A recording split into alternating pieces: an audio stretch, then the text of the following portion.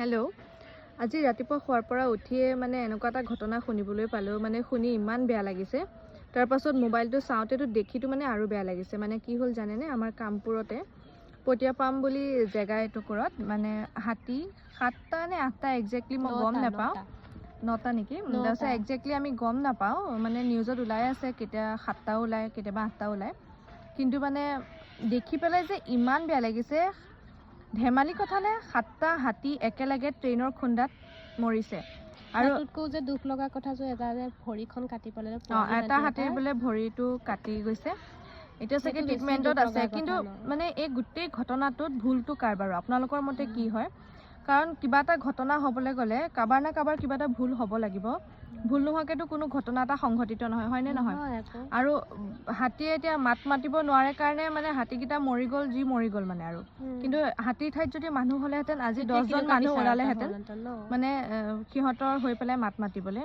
মানে আচলতে ভুলটো কাৰ? ট্ৰেইনখন যেনিবা আহি আছে, ট্ৰেইনৰ ড্ৰাইভাৰে হয়তো নাজানিব পাৰে সেইখিনিত হাতী ওলাইছে নে নাই, বা ট্ৰেইনখন এনেকুৱা এটা স্পীডত আহে য'ত মানে ৰখাবও নোৱাৰে হয়তো, হয়নে নহয়? কিন্তু হাতী বাবু এনেকুৱা এটা জীৱ যিটো ৰাস্তা দি সদায় অহা যোৱা কৰে, যিটো ৰাস্তা দি সদায় মানে যায়, সেইটো ৰাস্তা দিয়ে সিহঁতে যায় হয়তো মই জনামতে।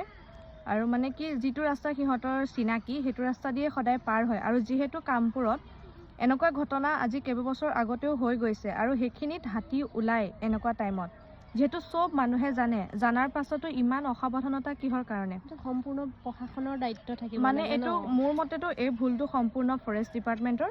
কাৰণ তেখেতসকলে জানে যে হাতী অলৰেডি কামপুৰৰ যিকোনো বিভিন্ন জেগাত মানে হাতী বাবু ওলাই আছে, আৰু যিহেতু জানে সেইখিনিয়ে হাতীৰ পাৰ হোৱা ৰাস্তা, যিহেতু হাতী ওলাই আছে, কিহৰ কাৰণে তেখেতসকলে ডিউটি দিব নোৱাৰিলে? নহ'লে বা কিবা না কিবা চৰকাৰে হ'লেও ব্যৱস্থা ল'ব লাগিছিল।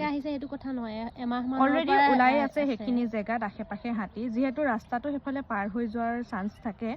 তেখেতসকলে দিনত হ'লেতো বাৰু পাব্লিকেও দেখা পায়, কিন্তু ৰাতি তেনেকুৱা নাথাকে। আৰু যিহেতু ফৰেষ্ট ডিপাৰ্টমেণ্টৰ এইটো নিজৰ দায়িত্ব, তেখেতসকলে পালন কৰিব লাগিছিলে, যাৰ ফলত আমি আজি ইমানকেইটা হাতী হেৰুৱাব লগা হৈ গ'ল। এনেকৈ হয়তো আমাৰ জীৱ জন্তুবিলাক এদিন নাইকিয়া হৈ যাব।